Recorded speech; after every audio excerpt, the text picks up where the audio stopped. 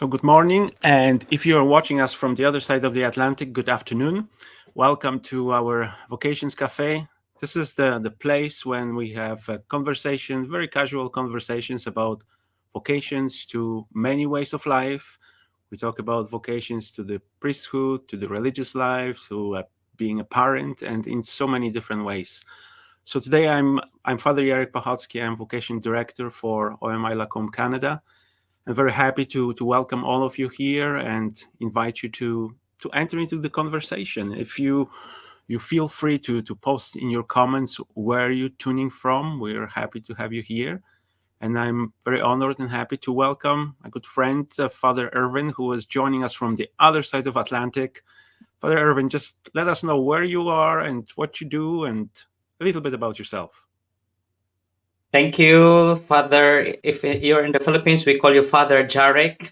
Thank you. I Good understand to that. see you. Good morning, Canada. Good afternoon here in the United Kingdom. I am Father Erwin Morastil, OMI. I'm originally from the Philippines, and now I'm assigned here in St. Mary Star of the Sea Parish, an oblate parish here in Leith in Edinburgh in Scotland. Wow. I'm at present, I'm the vocation director, the new vocation director, unfortunately, of this Anglo-Irish province of our missionary congregation, Missionary Oblates of Mary Immaculate Congregation in this part of the world since September last year. Wow, wonderful. Congratulations. It's a challenging work to do. I And don't know if congratulations is the right greeting there, just like yourself. I know what you mean. Is it raining over there? I assume you are having very beautiful raining days in Scotland. Well, it's drizzling actually, but this is what they call, ironically, they call the parish here, the place here, like Bonny Leith, Sunny Leith, but I barely see the sun anywhere, so this So that's maybe why they call it like that, to bring a little bit sunshine by the name. Thank you for all of you who are tuning in. And hello from Lala Lariana. Hello. Well, welcome to you too. Thank you for tuning in. And Erwin, tell us a little bit. We talk about the vocation, and it seems like, well, everybody has a different way of answering God's call. And quite often, the first question that I would hear, like if somebody wants to ask me about my vocation as an oblate, as a priest, like they would ask me like, tell me your vocation story. And I think everybody who answered God's call has a story that somehow heard the voice of God, that somehow heard or being called to a particular ministry or way of life. Tell us a little bit about your vocation story. Like, how did you discover that call to the priesthood, to the oblate life? Thank you, thank you. Would love to share my own vocation story, but if I'm talking too much and I'm going out with the topic, just remind me, okay? It's okay. Uh, We can talk. This is conversation. So, Now, I grew up in a far-flung village in the southernmost part of the Philippines, southern Philippines. And ironically, the parish where I live, or the village where I live, we only have our priest once every year. wow, that's Because really we isolated. Yeah, because the village, we are under a big parish, of course, in the coastal town, but it's almost kind of 30 kilometers of long, unwinding, difficult road going up into the Mm, mountains. Thankfully, in our village, we have what we call a chapel. It is a small church, actually. And our parish priest will only visit our chapel, our village, during the yearly annual patronal fiesta, because, each chapel okay. is dedicated to a patron saint. Now, we only have every Sunday what we call Eucharistic minister, who would have the Holy Communion, and then we Mhm. have the service of the Word with Holy Communion, and everything is being shared in terms of leadership in our parish by the lay faithful. We have the catechist, we have the choir, things like that. We never Mhm. run out of anything, like to be able to serve our spiritual lives in the village. Now, since I am the eldest of four. It's the rule in the house that that the house should not be left on its own without nobody to look after. because we have as well some chicken to look after. We have as well pigs to feed. That's how you survive in the Yes. in the farm. Now, since I am the eldest, so most of the time as well, I would be left to look after the house. Mhm. So in terms of religious experience, I did not have much of it. Now, thankfully, our catechists as well are very dedicated, because I come from a government school, public school in the Philippines, shall we say. So we do not have any religious instruction. Mhm. But thankfully, our catechists were dedicated enough that during lunch break, they would go to our school and give catechism classes. That's amazing. And I would be very interested I always look forward into joining that. But tell you, at the time, I did not feel any calling for priesthood or religious life. I did not have any idea about that. But it all started, I think, when I was finishing my primary school, grade 6. I told my father I wanted to go to a Catholic school for secondary school. Mhm. And in the Philippines, Catholic education is very expensive from the point of view that it's a private education. You have to pay your tuition, because that's how Mm. private schools, Catholic schools survive in the Philippines.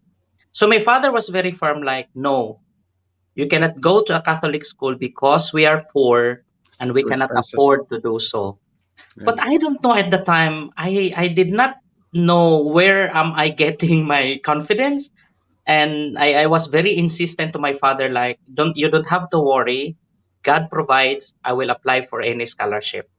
Mhm. So in short, I assured my father, you don't have to spend anything. I'll find a way to be able to go to a Catholic school. And so during my secondary school, I had it with the Catholic school, which was founded by the Oblates. But at that time, Small the world. Oblates were not there anymore in the parish. It was already turned over to the secular clergy. Mhm. See? But when I was in grade 8, because everything in the school buildings would have the remnants of the Oblates, like Okay. Archbishop Gerard Monjo OMIDD building. Because Here we go. Archbishop Monjo was part of the pioneering 7 Oblates who came from the US to start the mission in the Philippines. And then another building, Archbishop Philip Smith OMIDD building. And it made me wonder, what's that OMI after their names? Mhm. Yeah. And then when I joined the altar servers, that's when I started to consider becoming a priest. I did not know anymore. At the time, I did not know the difference between the secular clergy and the missionary priest. Mhm. But when I said to myself, I wanted to become a priest, and if I wanted to become a priest, I wanted to be like those on the walls there, like Archbishop Gerard OMID. Not that I wanted to be an archbishop, but at least the OMI something there. And It's a good since then, inspiration. I started to read a lot of literatures in our campus ministry office. At the time, the school was already run by religious nuns. Mhm. But we have this campus ministry office, and there is a young nun there who is our campus minister. And I would usually be in that office, so I would be reading a lot of literature and materials. And I came across this comics magazine about the Oblates, Mhm. starting from St. Eugene de Masinod and then the mission in the Philippines. And I enjoyed that very much because I'm a visual person. I would enjoy the Mhm. pictures, would enjoy the pictures. And it was then that I really felt in love with becoming an oblate. And ironically, Jarek, I want to tell you that Yeah. one thing that really struck me was when I saw in that comics the mission with the Inuit. Oh wow, that's Yeah. interesting. You know what I can tell you? That probably was for me as well, but because I was reading I don't remember who wrote that book about Inuit, about the mission of the Oblates in way far in the north, and that was my like a desire to go to Canada to do that mission with in the north, and I think in the beginning for all of us it's kind of like a little idealistic. You know you have those dreams how that looks like. Go far away. Exactly. And now I know I probably wouldn't survive up north. So so it's just that inspiration that we have in the beginning. It's amazing like how God is guiding us towards our vocation. I just want to say hello to the people that are tuning in here. And probably you will know some of them actually. We have Lala I'm a again. Filipino heritage She's to Father Urban. There we go. from Philippines. And here we probably will know Kathleen because she's tuning in from late. So and it's From raining Sunny Beach. obviously. She's Lala just says that down there. She's just down in the office, few small floors world, from my place. small world. Lala mentioned that her parents came from the southern part of Philippines as well. Oh, hello there, Lala. I wonder where in the Philippines. I'm sure she will tell us in a moment. She'll write it And we here. have My Ajit. God, our friend, the superior of the Bangladesh delegation. What an There we honor. go. Welcome, Ajit. It's all wonderful to see you here as well as we are having this conversation. Small world, isn't it? That's Yeah, what the and Oblates Father keeps Ajit together. has just sent a young missionary priest to Paraguay, I think. Wonderful. Yeah, they're just a small Amazing. delegation, but very generous to share in the mission. They can send someone to Canada too. We might need some. So And in take here a note, Ajit. and And in you here. have an answer here Oh, from where they Zamboanga come City from. and Cebu. Okay, Small world. small world Okay, indeed. Erwin. So tell us, you discovered that vocation to the oblate life. How did it go? Did you go to the juniorate, novitiate, or what steps did you take then? Well, it was not very easy to immediately address that the my desire to become a priest, because I was very active in the parish to the point that I would always sleep in the convent, because Mhm. I would be serving in all the masses, and I would be joining in, because in our parishes there are as well a lot of villages that the parish priest has to say masses with. So whenever I'm free, I join him to serve in the mass. But he is a secular clergy, and I'm so reluctant and embarrassed to tell him that he expects me to enter the seminary, but he Yeah. expects me to join the secular seminary there. So I find it very embarrassing to tell him that I wanted to join the Oblates. So it took a while for me to somehow confide to him that I'm joining the Oblates. So I first spoke to an Oblate sister who was a parish sister at the time, because there is a Filipina sisters founded by the Oblates there. So I confided to her that I wanted to join the Oblates, and she was so delighted to hear that, and she told me, "I know the vocation director of the Oblates." So it's funny because we were at the sacristy, we were standing together in front of where the vestments were placed, and then this sister was writing to the vocation director, but I was standing beside her, and she was writing it aloud, like, "Dear Father Rafi, I have here with me Brother Irvin who wants to join the oblate." He was saying it aloud, and I can still Yeah. remember her words, like, "He's very good, he's very active altar server, and I would be happy that you communicate with." So that was the beginning of everything. Now, I was very poor because sometimes the scholarship will only be like 50% of your tuition fees that you Mhm. have to pay. So the allowance are not provided. So that's how I struggled really financially. So at the time, the Oblates were kind of miles away. The seminary was miles away. So I had a difficulty going there and to make an inquiry. And thankfully, the letter was received, and the vocation director sent seminarians to our school to conduct the exams.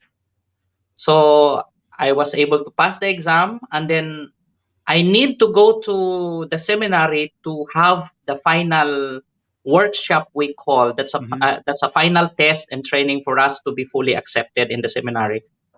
And I have terrible problem with my fare and transportation and allowance. And you know what happened there? My teachers, they were very good because they knew my desire to join the Oblates. Mhm. They decided to contribute whatever amount they can to buy my ticket to go to the Amazing. seminary, and then to provide whatever that I need to go there. So Wow, that's God's providence again. indeed, if there is any image that I wanted to go back to in terms of my own vocation story, that Mhm. is God of providence, that indeed God provides. Yeah. Because even in my own poverty and scarcity, He provides for what I need. Of course, just enough for what I need.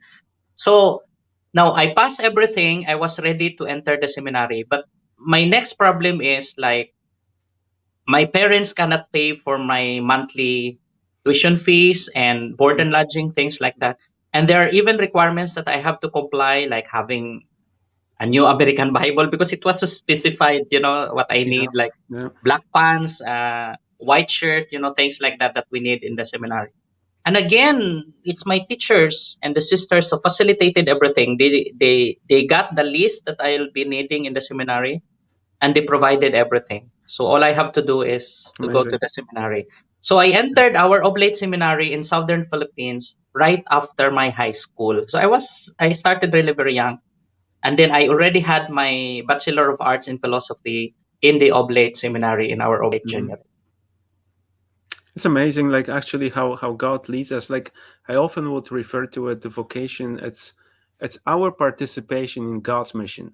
You know, like if God calls you to be a priest, calls you to be an oblate, calls you to be a parent or religious sister, like He opens the door. It sometimes surprises us where this is coming from, but that's how God calls us, and He guides us to answer that call. We just have to have the courage to actually take those first steps. I want to welcome Andrea is joining us as well. Andrea is our social media coordinator for OMI Lacom Canada, right from Saskatoon.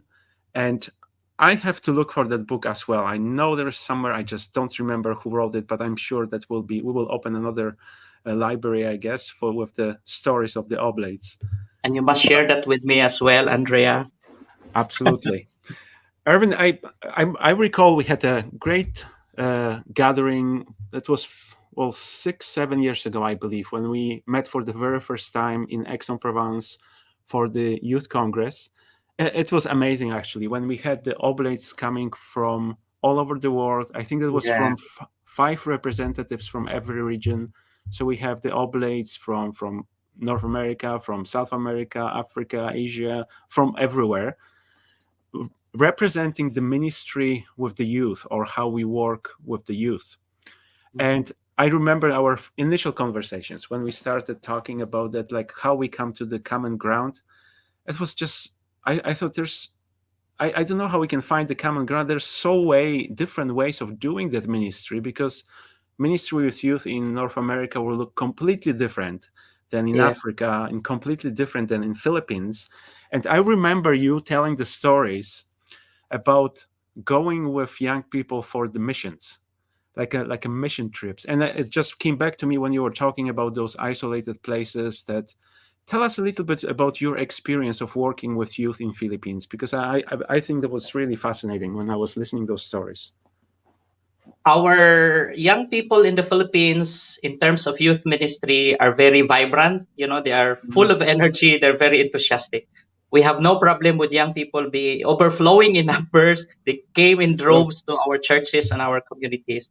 Our problem only is, lacking enough resources and finances to supply their needs. But in terms of like their enthusiasm to participate in the ministry, like becoming very active volunteers in all aspects, like someone Mhm. can do the reading, someone can look after the layout and the editing, things like that. And then I just realized that it's as well very important that our young people would be very much involved in our own mission itself, because I think it's only then will they be able to appreciate their own giftedness. Mhm. So what I'll do is, for example, for young professionals, like I can only do that like after Christmas, because that's the time when they were as well be off from their own work and Mhm. obligations. So what I'll do is I'll bring them to many different oblate missions in the country, just to let them see the reality of what oblate mission is, because the oblates in the Philippines are scattered into many different ministries. Like if you're in Manila, it's an urban setting. So we have the parish there, we have the school there. So it's a different environment. But if you go to Sulu and Tawi-Tawi, if you have heard of that cathedral, for example, an oblate cathedral which was bombed, while people were Yeah. there, that's a different setup, because Christians there are only 3%, and our oblates are scattered into many different far-flung islands. That's how the mission is very interesting. So that's as well a different setup and environment. Other parts of southern Philippines as well, most of our missions are in far-flung villages. You have to climb mountains and hills. Some of these mission areas cannot be accessed by vehicles. So there is this what we call four-wheel vehicles, and then ATVs. they cannot get through that area. So sometimes we have to use motorcycles, motorbikes. That's cool. And then other areas that cannot be reached by motorbikes, you use horseback. Okay. That's excellent. I would. Can I sign up for that? Yeah. I would love that. Going on the horses. Yeah, and then other places you just have to really literally walk. But there is an interesting place that the young people would always love to go because it's a village where there's a lot of indigenous peoples there. Like our oblates are providing livelihood program and then providing them education as well at the same time. But it's very far. It's very far. So at first we have to take the motorbike going there, and then at some point we have to really literally walk. Wow. But it's very nice because as soon as you arrive the place, you'll see the beautiful waterfall. So I think that's the compensation for young people. Like after all the exhausting time to walk, climbing the hills, to be able to serve our brothers and sisters, they are well compensated with a beautiful gift of nature, like the waterfalls. But another thing there is I would ask them to bring something that they can share with the indigenous peoples. The aspect of going there not just for the sake of fun, but being able to share something. Yeah. Okay. And that's So to important. me it's important that we minister to young people not just because we wanted to give them something, but more importantly to let them realize that they can as well give something to others. That was one significant point that I remember from our Congress, that we constantly refer to it. Like, we are not doing the ministry for the young people or to young people. It's the mission with youth. And that's like what you're mentioning there, like working with youth.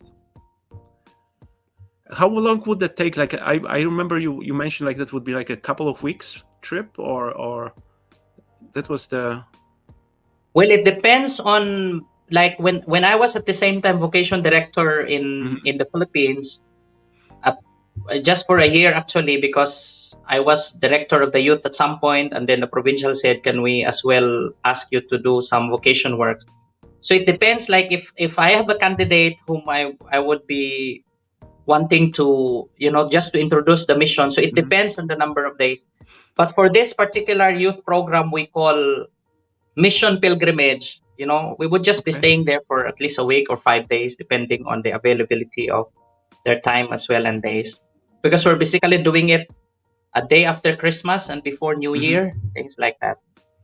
And those are life-changing experiences. I missed last couple of years. We used to go here from high school to Dominican Republic, up to the mountains, and kind of build the house, or be with and live with the people. And what I saw, the change in young people when they coming kind of from the privileged experience of living in Canada and going down to the poor villages of Dominican, and actually experiencing how real life looks like. It was life-changing for them, and they built the friendships, and as well, this kind of gave them a different perspective on life. So when they return, like, they appreciate more what they had, and it was very life-changing experience of the mission. But what mostly focus on the Christ focus and sharing with people what we have, and giving back in that way. What struck me actually in that experience as well is the values that they have learned from, for example, these indigenous people. Like, number one that I really have noticed that they pointed out is the value of being grateful.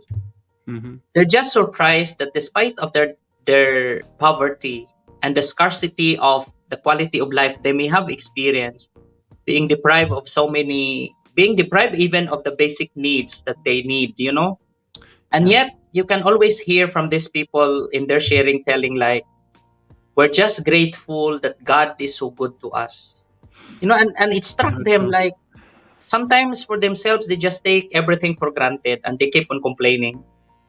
And here they are hearing from these indigenous people having been grateful of what they have indeed, And then second thing is like how simple things can be a source of great joy. Because, because of the distance, so I was telling them we cannot carry heavy stuff. It will be very difficult for us to climb the mountain with a heavy load. So I was telling them, if you can just bring with you a stuffed toy, that's very rare for the Mhm. children, stuffed toy, that would be good enough. And as soon as the children got this stuffed toy, they would hold it as if it's a precious thing that they have ever seen in their lives. And then they realize that, how simple things can be a source of great joy. And, for many young people, despite of what they have, they just can't take it for granted. And now here they see these indigenous people would value something which most of the time we just take for granted. It brings the simplicity and the importance of it, like, and the detachment in some ways, because we so easily can get attached to the phone or to whatever we have, and when you realize, and I noticed that often when we've visited the poverty-stricken the villages, people were happy, and that's what always surprised me. They didn't have much, but they were happy. They spent time with each other. They played in a very simple way, like the kids who were running around and sharing the joy all over the place. So, Irvin, as we're talking about the Philippines, but you are tuning in now from Scotland. So, how did you end up from all the way from Philippines to Scotland when it's raining all the time? Tell us a little bit how the transition happens.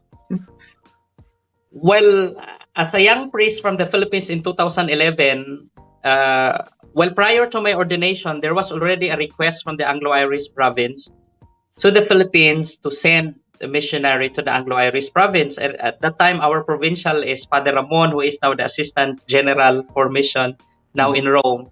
So he was the provincial. So he spoke to me. I was a deacon at the time. He spoke to me a month before my ordination that he said, there's a request from the Anglo-Irish province. I wanted to send you after ordination. And I got the shock of my life because, sometimes things are easier said than done. Like when you're a seminarian, you just say like, I wanted to be a missionary. I wanted to be a missionary. Yeah. And then when it's given to you, it feels like, oh, no, I don't want to be sent away from my family. So Yes, like, I do. I said, oh my God, I don't want to go. So with all honesty and humility, I told Father Ramon at the time of provincial, and I said, Father, I don't think I'm ready to go now. I said to him with all honesty, and I said, I don't think I'm ready to go. And Philippines is a first third world country, and I'll be going to a first world country. And I said, my God, what shall I do? So anyway, but being aware of my missionary vocation, I told him, well, I'm just trying to be honest and open with how I feel. But at the end of the day, I told him, I submit to your wisdom. I will obey. Definitely, I will obey. So I told him, but if you're okay, just give me a year or two, and then I'll go. But of course, I know that within that time, many things can happen. He could have sent somebody else. That's a strategy for me to be able to get away with it. So he said, okay, let's give it a thought. And then when I was ordained, when he was called to announce my assignment, my heart was pounding very strongly because I said, my God, he might really send me to Ireland or to the United Kingdom. And thankfully, he did not yet. So after a year, he just sent me within the Philippines. But after a year, during my first ordination anniversary celebration, I got into this very deep discernment. And one thing that I ask myself about is, what is it that you're afraid? Mm-hmm. And that question struck me. What is it that you are afraid? And then all of a sudden, I was reminded of my ordination motto. When I pick it up at the time, I just pick it up to have something, That's from John chapter 8, verse 29. And it says, the one who sent me is with me, and he has not left me alone. And it was only after a year of my ordination when my ordination motto seems to be speaking to me for real. Like as if I was challenging myself, what is it that you're afraid? And then suddenly the motto came like, the one who sends you is with you, and he has not left you alone. And before the day ends, during my first ordination anniversary, I already wrote to Father Provincial and I told him, Father, if you still consider me to be sent in the Anglo-Irish province, because ironically within that time, he hasn't sent anybody yet. And yet in every gathering, he would always say, there's a standing invitation from the Anglo-Irish province. So at the time I said, I think I am ready now. Mm-hmm. So that's it. So in 2011, I was sent in London as member of the Philippine province, but simply being shared by the Philippines to the Anglo-Irish province. In 2014, a new provincial was appointed in the Philippines, and he wanted me back because it was as There well we the go. time. It was as well the time when the general administration was very strong. I think that was the result and a product of our general chapter, that Mhm. we should be able to really do something in concrete about our mission with youth. So he sent me Yeah. back to the Philippines. I was resisting that, but we vowed obedience. And then my membership is still in the Philippines. So I returned to the Philippines. He appointed me as director of our Oblate Youth Ministry in the Philippines. That's why a year after that we met in Aix, because there was the Mhm. International Youth Congress. Now, when the new provincial was appointed in 2018, he told me that That's has changed. he told me that I said, I still wanted you to be back to the Anglo-Irish province because they still need missionaries there. And Mhm. this time he said, you will not be sent as a member of the Philippines, but to formally join the province. So again, I'm very conscious of my oblate missionary calling. It has made so many struggles as well within me. Like, I was already there, and then they asked me to go home, and now they asked me to go back again, things like Mhm. that. But then I said to myself, well, this is part of our being missionary in a way. We just don't choose wherever we wanted to go, but we go wherever we are sent. That's So right. I said, I have to obey. And so that's the reason why in 2019, I'm back here in the Anglo-Irish province, and I was sent here in Scotland, United Kingdom. So that's how it is. It's amazing, like you can more and more see like how the Holy Spirit guides our mission and ministry, even as the oblates. You mentioned earlier that the chapter kind of pointed out towards a mission with youth, and that's how we answered that. But interestingly, what happened later on, the next chapter, recognizing that internationality that we have within the oblates, so the encouragement for interculturality to build communities of the oblates from different units, that we are not just like a national oblate community, but we are oblates across the world and supporting each other. So I honestly believe that like the mission of the oblates continues, and the Holy Spirit reveals us where God wants us to go, where to bring that spirit. Just want to mention, I see Andrea is doing a little research for us with the different books on the Inuit, and I think Andrea, I think that was Roger Bular. Actually, it was translated to Polish, and the name was Inuit. And like that was my experience of reading about the oblates in the north. And once again, I believe that you come across the book that you need to come across, that God wants to come across, and that's how He's opening the door. Erwin, so here we are up in Scotland now. And tell me maybe a little bit more about the province itself, because we always refer to it as an Anglo-Irish province. But when I look at your description of your vocation ministry, it's Scotland, Wales, England as well, and Denmark as well. So what actually Anglo-Irish province includes? Like, tell us a little bit about the province itself. Like, what's your mission and ministry there? Well, the time has really changed now. Like a lot of oblate churches, many of this had been the center really of our oblate mission and ministry in the past, has been either given up to the diocesan clergy, or many of those have been closed as well. So there's already like kind of limited in terms of our oblate mission stations and parishes in the Anglo-Irish province. So let me tour you around. Like here in Scotland, we have two oblate communities here. So here in Leith, St. Mary Star of the Sea parish, this is really an oblate parish. It's really the oblates who Mm-hmm. started this parish. So there are two of us here. Our parish priest is Father Martin, an Irish from Northern Ireland, from the north of Ireland, okay, and myself, a Filipino. In another parish there, St. John Ogilvie, we have Father Tony Quinlan, and he has been a parish priest there actually for 15 long years. And Wow. he's already kind of 80-year-old, but he's still very vibrant and enthusiastic in the ministry. But the parish there is under the diocese. Now, before the lockdown, as they were celebrating their 50th anniversary, that's a Jesuit parish originally. So they turned it over to the Oblates 50 years ago. So the plan was Father Tony will retire from there, and then we turn over the parish to the diocese. Unfortunately, COVID came, so it's still there. So we only have one in Scotland. But for Okay. the moment, we're serving two parishes. In Wales, we have almost four, but again, there's a terrible problem in terms of lack of personnel. Many of our oblates here are elderly and into retirement, and yet we Sounds are like not getting Canada. much invocation. Yeah, almost in the West, really. In London, we have three communities there. One in Tower Hill, we have the parish, English Martyr Parish, and then we have the retreat house.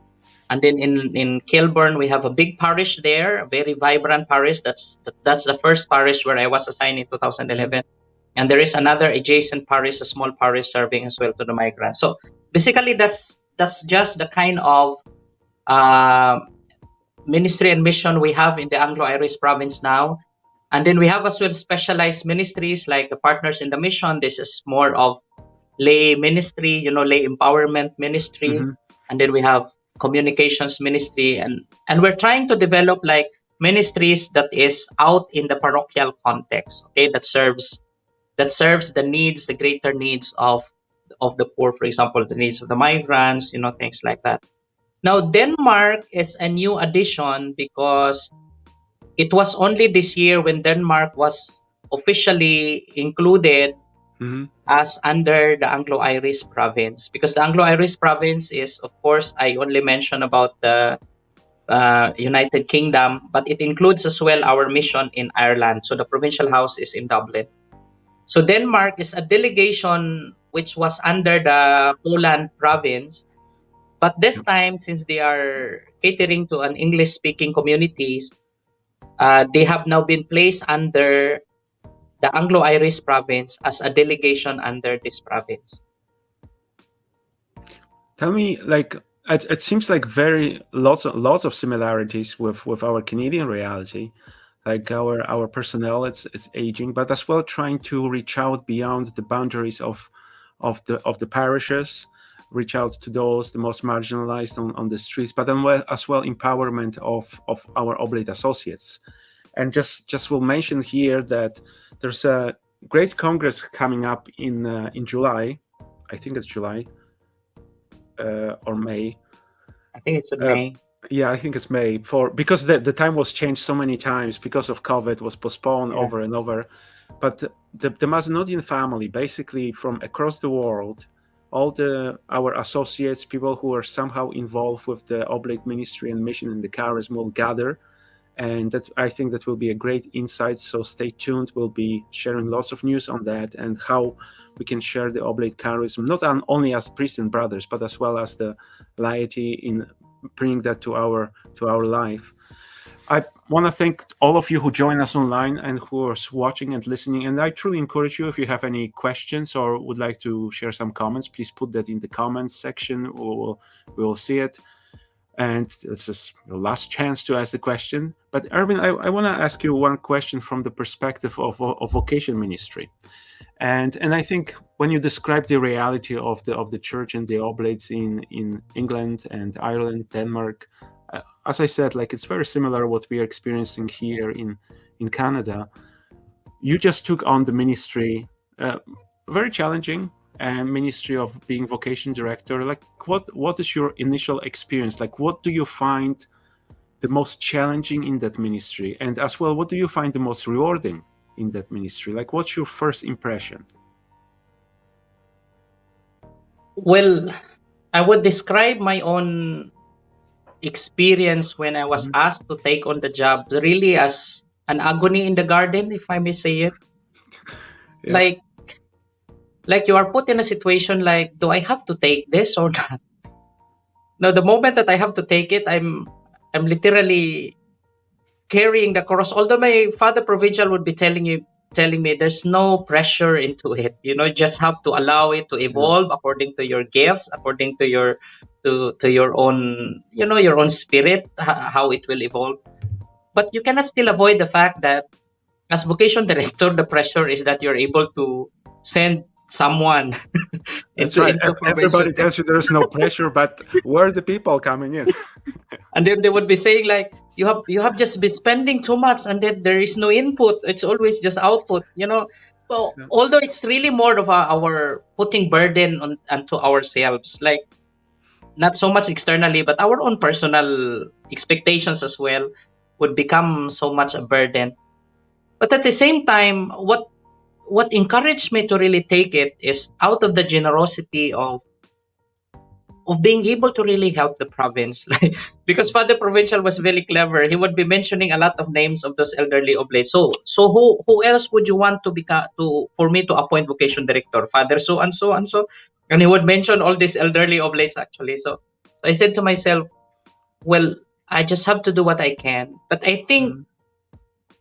it's a process of how the church evolves.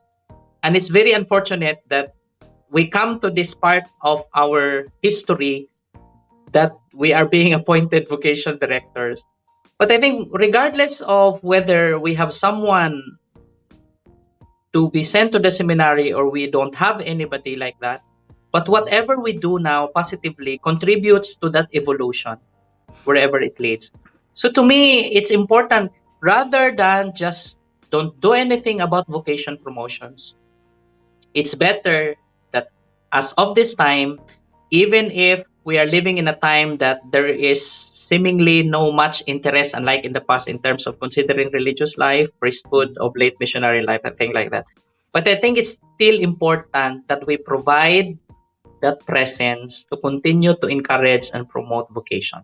Because we just don't know the effect of it, rather than really have nothing there. Because if you speak to a lot of priests, you and myself including, at some point of our lives, there is a priest or somebody who would encourage us. You might want to become a priest. You might want to become a brother. You might want to become an oblate. And that kind of conversation would somehow, in a way, kind of trigger something within us. And that can be a good start. So even if, like, for example, here, it may not bear so much fruit, but whenever I would see a young man, I would always introduce that. Have you ever thought of becoming a priest? And they would always say, like, I said, no, no, no, never in my life, never in my life. But again, I think it's important that somehow we put that conversation up. Second, becoming vocation promoters is not just having someone to be brought to the oblate seminary, but we know it very clear from being youth ministers as well, that our primary role as vocation directors, as vocation promoters and animators is basically to accompany young people in their own discernment. I think it's coming from Pope Francis as well, to accompany young people in their own discernment of their vocation in life. So whether they are for priesthood or religious life, whether they are into married life or whether they are into single blessedness or whatever it is, our role is to accompany them and to lead them and guide them in that discernment. And I think that in itself is still very important in our young people's lives at present. Absolutely. I think you're just confirming what we had a little discernment process here in our province like a couple of years ago when we are trying to look like about vocation ministry, like how we move forward here in the province. And the bottom line, it came up that we have to kind of figure out or devote ourselves to creating the vocation culture. It's not as just calling for the young men to come to the seminary, but to help young people to see their life as an answer to God's calling. And as I mentioned, it might be the priest, might be the brother, might be religious sister, might be a parent.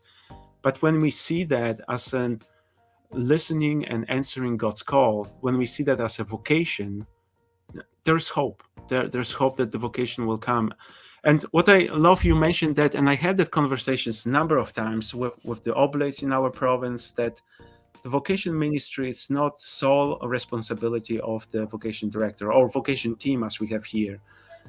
It's up to those of us who are working on the ground being able to say that question that you exactly mentioned, as I told them. Have you ever thought it has to be issued, that question, because myself, you had someone asking you that question, and that's how I think it steers truly the vocations, or whatever that vocation is, but to be able to answer God's call. Have you ever thought of becoming an oblate, a priest? Have you ever thought of becoming a religious sister? Have you ever thought? I think it's a significant question that needs to be asked. Erwin, I want to thank you for this conversation, and in the end, I want you to give an advice. Just imagine, hopefully, there is a very specific, from the very specific oblate perspective, a young man just came across this video, our conversation, and is thinking, well, maybe this is what God is calling me to do, and discerning and asking the questions like, what would be your advice to someone who is opening his mind to listen to the words of God, to God's calling? Like, what would be your advice, like how to pursue that vocation? My advice is to confront it, acknowledge it, don't dismiss it, don't disregard it outright. Okay, acknowledge it, even if you're not so sure about it. So recognize it, and then be able to find a good priest to accompany you and bring it into a conversation. We call spiritual direction, for example. Yeah. And conversation does not stop in just one meeting. Okay, it might be a once in a month meeting. Make it as regular as it is.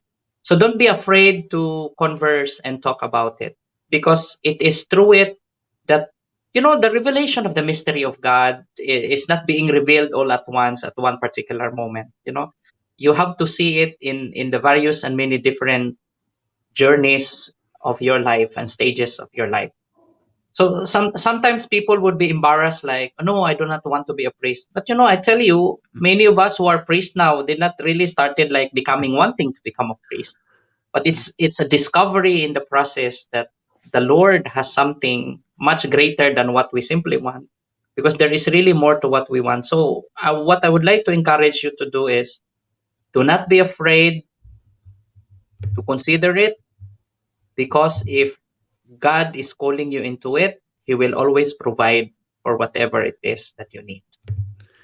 Thank you, Erwin, for that advice. And the honor and pleasure is mine, Jarek. Thank you for your initiative. You're a very good man. I'm looking forward to our continuing collaboration. And I recently I talked as well to Victor from the US province, and we are truly looking for how we can work together as vocation directors. So I want to encourage all of you who are watching us, stay tuned, because we will have some interesting things happening together across the world. And Erwin, thank you for that. Thank you for your sharing with us your experience, your vocation, and please be assured about our prayers and support for your ministry. And God bless you. And I wish you a wonderful evening right now, because it's almost evening in your place, and the best in your ministry. Thank you very much. Thank you. And to all of you who have joined us, God bless you all. Prayerful thoughts.